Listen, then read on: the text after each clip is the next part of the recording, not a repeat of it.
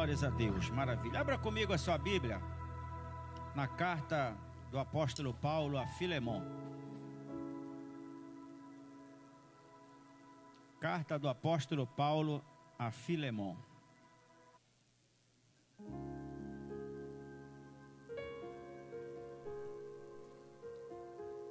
Nós estamos no culto da superação profissional.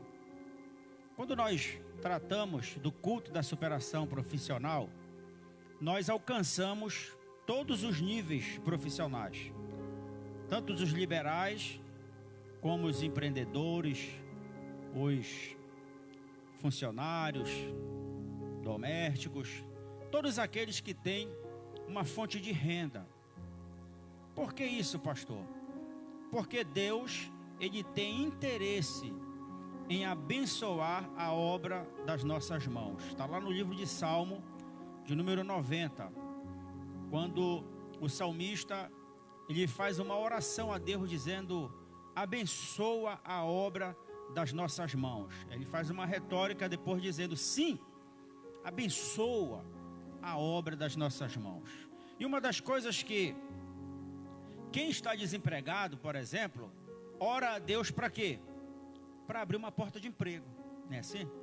Quem está empregado, ora a Deus para que essa porta não se feche. E aí a gente coloca uma reticências, que além dele não querer que a porta se feche, ele quer o quê? Que ele seja promovido, que ele alcance, né, uns patamares maiores. Quem tem os seus empreendimentos quer que Deus abençoe. Quem trabalha com vendas, ora para que Deus traga clientes, né? Quem trabalha, por exemplo, com organizações, pede para que Deus envie mais contratos, não é assim? Então veja como a vida profissional, vamos colocar aqui na vida do crente, ela é um termômetro. Quando as coisas começam a abalar, ela começa a abalar toda uma estrutura, seja do menor ao maior.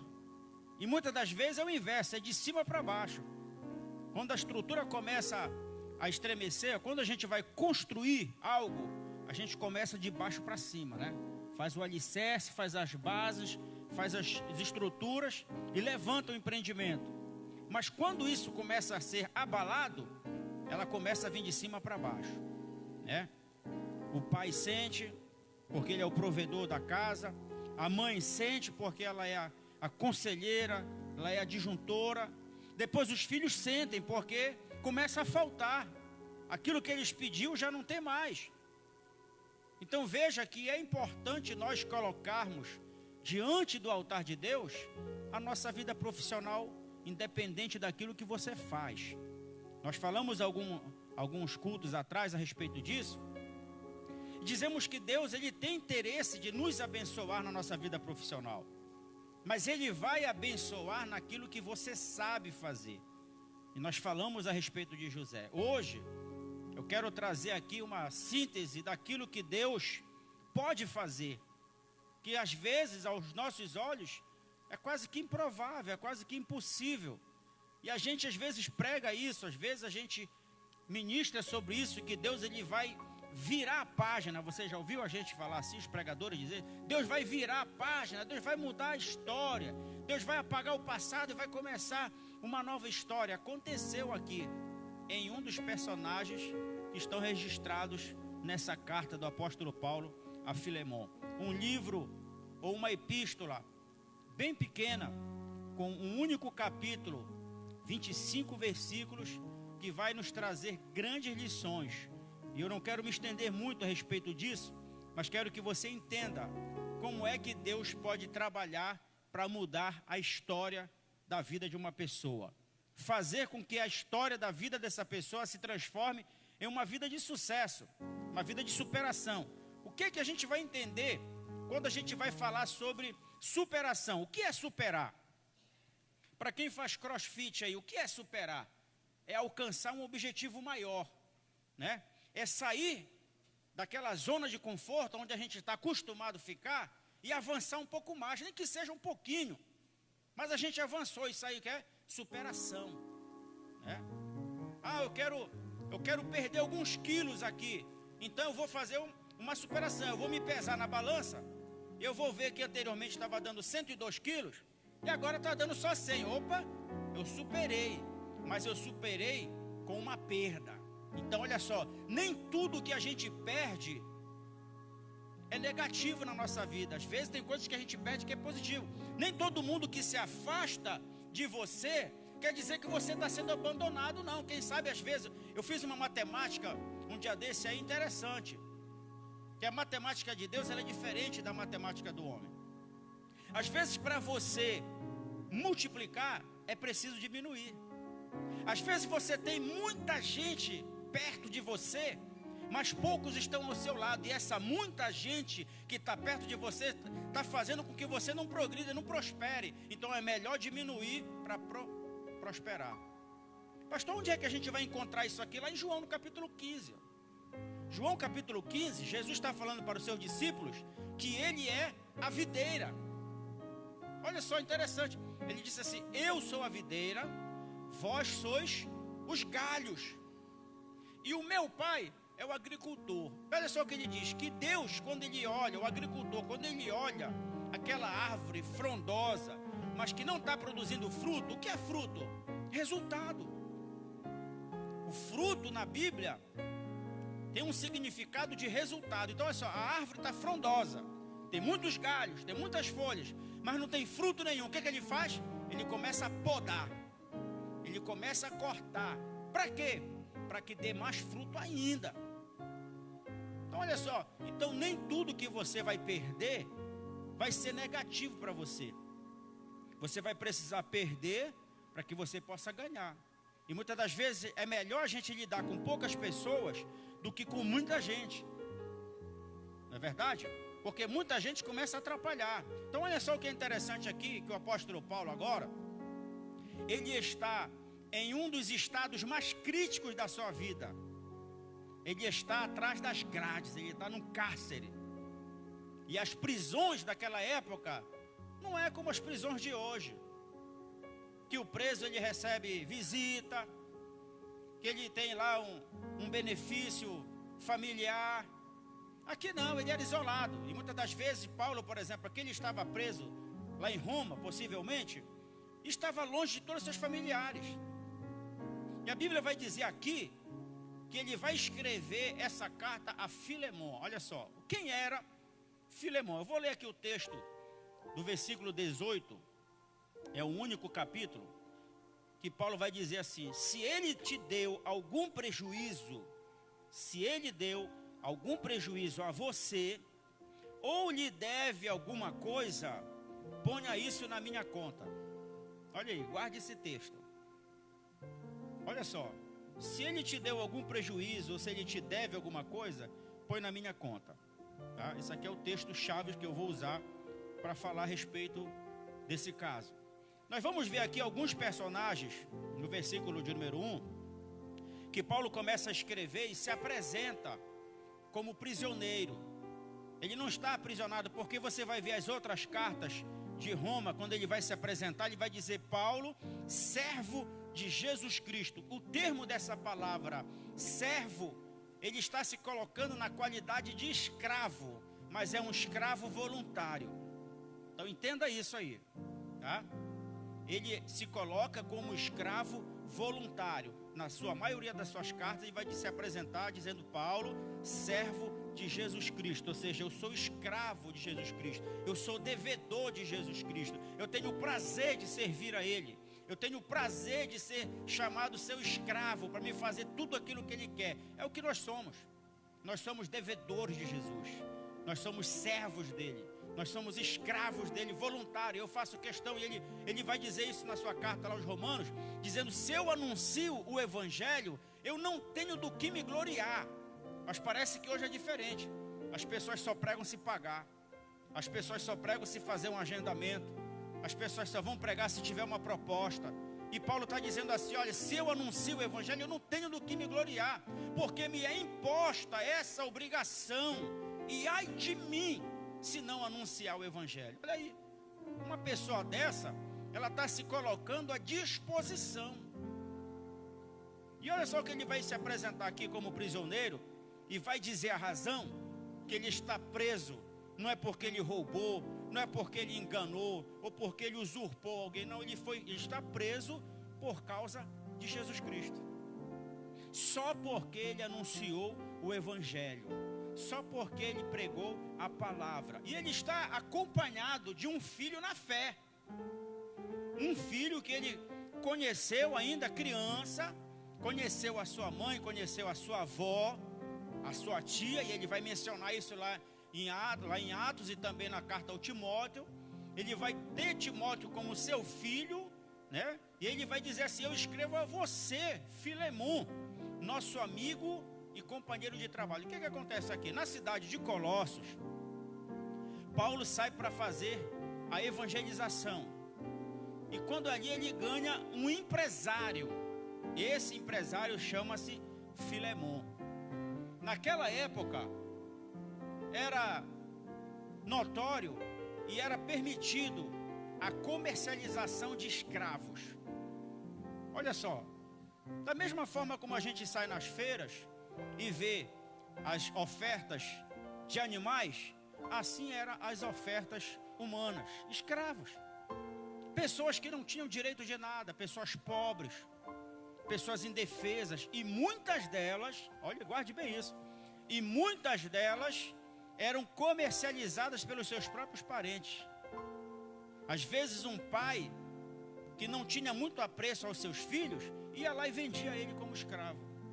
Imagine a dor dessa mãe, ver o seu filho sendo vendido como escravo, ter que trabalhar. Aquele pai precisava de recurso para levar para dentro da sua casa, ele ia lá e vendia ele como escravo. Então quem comprava o escravo designava o destino dele.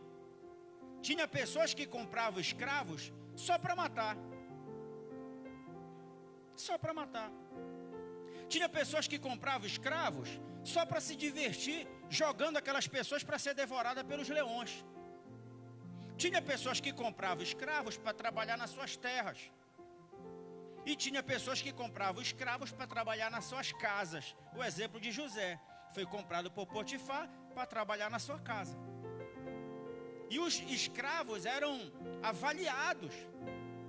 Se tinha os seus olhos amarelados, porque um escravo com o olho amarelado não tinha, por exemplo, um aparelho para fazer uma ultrassonografia de um abdômen total para ver se ele tinha hepatite, se ele tinha pancreatite, se ele tinha problema na vesícula, se ele tinha problema no fígado ou coisa parecida. Não tinha.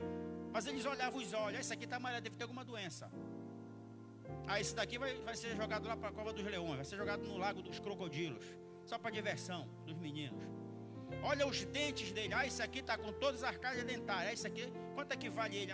Olha, ele vale bem, porque ele não tem nenhuma cárie, ele não tem nenhum dente para fazer canal, uma obturação. Isso aí está valendo bem. Então eles eram avaliados pelo corpo, se tinha feridas. Os escravos naquela época eram marcados. Tinha suas orelhas furadas, tinham seus narizes furados, outros tinham olhos vazados, outros tinham dentes arrancados. É aí que vai entrar aquela lei do Pentateuco, de olho por olho, dente por dente. Todo escravo que era comercializado, ele tinha um tempo, que depois daquele X tempo, ele tinha que receber a sua carta de liberdade. E aí ele passava por uma avaliação. Quantos dentes desse escravo foi arrancado? 2. Então ele vai receber uma herança, uma indenização pelos esses 2 dentes. Olho por olho, dente por dente. Quantos olhos ele tem vazado? É só um, então ele vai receber a indenização desses anos por esse olho que foi vazado. Ele tinha que andar com essa carta, porque a hora que ele fosse visto pela rua, ele poderia ser capturado novamente. Então ele, com a carta, diz: opa, eu não posso ser levado mais como escravo, porque eu já fui liberado, meu dono já me liberou. Se aquela pessoa pegasse aquele escravo que já tinha sido liberado, ele seria punido pela lei daquela época. Então veja como era. Então era permitido. Foi o caso de Abraão, que levou Agar como escravo para servir a sua esposa Sara. Aqui Filemon era um empresário. Ele tinha muitos escravos. Ele tinha escravos na sua casa, que era Onésimo, que se transformou, olha só, de um escravo ele se transformou em um mordomo. Quem era o mordomo? O mordomo na casa de Filemon, que era no caso Onésimo, ele era o dispenseiro. Ele tinha a responsabilidade de não deixar faltar comida naquela casa. Ele era o faz tudo, ele olhava as dispensas. Não, hoje eu vou fazer um feijão com charque. Hoje eu vou fazer aqui uma comida, né, a milanesa para o meu patrão. Então ele era um escravo de alta confiança, mas era escravo. Por conta disso, ele era humilhado. Por conta disso, ele era espancado. Às vezes, por não fazer nada, porque ele era escravo. Mas acontece que agora Paulo chega nessa cidade, conhece Filemon, evangeliza Filemon. Filemon aceita o evangelho e Paulo precisa abrir uma igreja na cidade de Colossos. Como não tinha nenhum lugar, Filemon disse: você pode abrir um núcleo, uma célula na minha casa. Paulo aceitou, se hospedou na casa de Filemon. Filemon trazia todos os seus escravos para assistir o culto. E num desses cultos, Onésimo ouve a palavra, ouve o evangelho, mas não tinha liberdade para se expressar e dizer: eu quero aceitar Jesus. Ele não tinha direito disso. Quem sabe Filemon humilhava Onésimo, dizia assim: vai buscar uma água, vai buscar um suco, vai preparar comida, vai preparar o lanche, vai fazer isso, dava aquelas ordens. E Onésimo conheceu Paulo ali. A Bíblia vai dizer aqui que existem outros personagens nessa história, que Paulo vai mencionar aqui, que é a Faia, que era a esposa de Filemon. Vai falar também sobre Aristarco, que era um dos cooperadores. Talvez era aquele que tirava a oferta, era o diácono daquele culto, daquela igreja que estava dentro da casa de Filemon. A Bíblia vai dizer que Paulo, ele tinha suas idas e voltas. Ele fazia os cultos ali, ensinava, mas depois ele ia para outros lugares para fazer a obra de Deus. Numa dessas andanças, ele vai ser preso, porque ele vai estar pregando o evangelho e agora ele vai parar em Roma. E é onde vai acontecer o ponto inicial, que muitas das vezes as coisas começam a dar errado para você e você pensa que é o fim. Muitas das vezes é o começo. É aqui que vai começar o processo da superação na vida de Onésimo, o escravo. A Bíblia vai dizer aqui, os historiadores, que Onésimo, ele vai causar um dano, um prejuízo na casa do seu patrão. Ele vai roubar um dos utensílios valiosos. Veja bem, Onésimo tinha, mesmo como escravo, a autoridade de sair para fazer as compras, trazer para dentro da casa, ir lá onde estavam os demais escravos, levar uma alimentação, voltar. E numa dessas andanças, ele pega um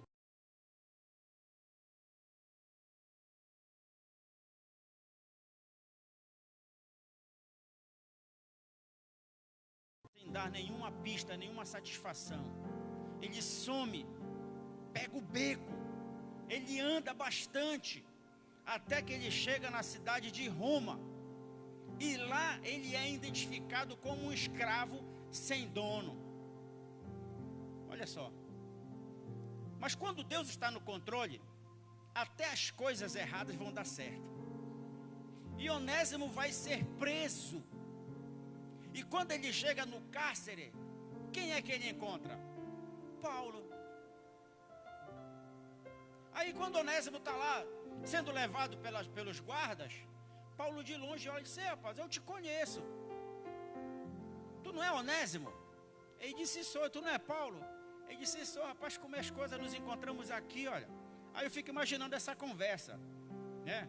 Presos, algemados ali, um acorrentado para um lado, um acorrentado para outro. E Onésimo, eu fico imaginando na história, que Onésimo começa agora a aproveitar a oportunidade e dizer para Paulo: Paulo, tu sabes que uma oportunidade que eu nunca tive de conversar contigo, eu gostava muito de ouvir aquelas pregações, e existe uma coisa que eu tinha muita vontade de fazer. O que era? Aceitar a Jesus. Mas eu não podia falar nada lá, por causa de Filemon, porque ele era assim, ele estava lá como o dirigente daquela igreja, mas só Deus sabe o que eu passava na mão dele. Muita humilhação, me batia, humilhava todo mundo. Depois que tu saía lá do culto, que o culto acabava, acabava, que tu ia embora, ele humilhava todo mundo. Muitas pessoas iam para lá por obrigação. Aí Paulo começa a falar do amor de Deus para Onésimo, e Onésimo aceita a Jesus dentro daquele cárcere. Depois que vão fazer o julgamento, vão ver que Onésimo tinha um dono, e que ele precisava voltar para lá, e ele vai ser colocado em liberdade. Aí é quando Paulo escreve essa carta, e diz para Onésimo, pega essa carta e entrega para Filemon. Aí eu fico imaginando que Onésimo vai dizer assim, não, eu não vou voltar para lá, Paulo. Não, tu vai voltar sim, tu tens que voltar para lá. Aí eu começo a colocar palavras na boca de Paulo. Não, Onésimo, tu vai para lá porque Deus vai mudar a tua história, rapaz. Não, tu vai para lá porque Deus vai virar essa página da tua vida. Não, vai para lá porque Deus vai fazer tu te superar, tu vai passar por um processo de superação. Aí Onésimo, agora na fé, ele pega aquela carta e embarca para lá. E quando ele chega na casa de Filemon, eu imagino que Filemon já está com um cinto na mão. Filemon já deve estar com a corrente na mão. E para dizer, seu escravo fujão, agora tu vais ver. Um ditado popular, tu vais ver com quantos paus você faz uma canoa. Aí Filemon disse, não, peraí, antes que tu me bata, tu tens que ler essa carta. Olha só, eu começo a entender que quando Deus começa a trabalhar ao teu favor, Ele vai te dar uma carta que vai te dar direito a alguma coisa. Você entendeu isso aí? Deus vai colocar na sua mão uma carta que vai falar muito a teu respeito e a teu favor. As pessoas podem estar lutando contra a tua vida profissional, pode estar sendo abalada ou ameaçada, a tua vida financeira pode estar sendo abalada, ameaçada, o teu sistema emocional pode estar sendo abalado, ameaçado, mas Deus tem uma carta para você, que a gente vai usar um termo aqui, uma carta na manga. Ele vai ter essa carta, e você tem que andar com essa carta. E olha só, quando ele dá aquela carta para Filemon, Filemon começa a ler a carta. Paulo dizendo, olha, Paulo, prisioneiro por causa de Cristo Jesus, junto com o irmão Timóteo, escreva a você, Filemon, nosso amigo e companheiro de trabalho. Ele chama Filemon para a razão e coloca ele no lugar de crente. Tu és companheiro, olha só, tu não és um crente qualquer, tu és um companheiro da obra, que está dentro da tua casa. E agora está indo, aí olha só, eu estou te enviando, Onésimo, olha aí. Eu estou te enviando Onésimo, que antes era inútil para ti. Olha aí, quando eu leio essa carta, que eu chego nesse ponto aqui, que Paulo está dizendo assim, que antes era inútil para ti, parece que essa palavra era doce na boca de Filemon. Onésimo, seu inútil, não era assim? Aí Paulo está dizendo, antes ele era inútil para ti, mas agora ele é útil. Olha aí. Olha a primeira virada, anote isso aí para você não esquecer.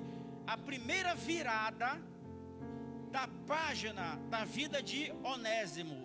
Antes ele era inútil para ti, agora ele é tanto útil para mim, como ele é tanto útil para ti também. Olha aí a primeira mudança. As pessoas que achavam que você era inútil vão ter que ficar com esse sapo na garganta.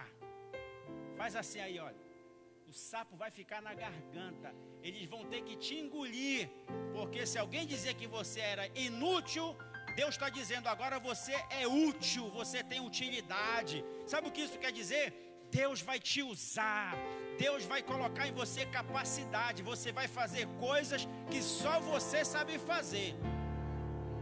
E olha aqui. Ele vai dizer para ele assim, olha, eu sei que Onésimo te causou algum dano, porque ele já confessou para mim. Só que agora eu gerei ele na prisão. Ele é como um filho. Olha só, se Paulo gerou ele na prisão, ele é como um filho. E ele disse assim, ele é um filho para mim e é um irmão para nós. E eu não te envio ele mais como escravo, mas como irmão. Quando Paulo diz isso, eu começo a entender que ele poderia dizer assim, Onésimo, guarda o cinto, porque agora ele é teu irmão em Cristo.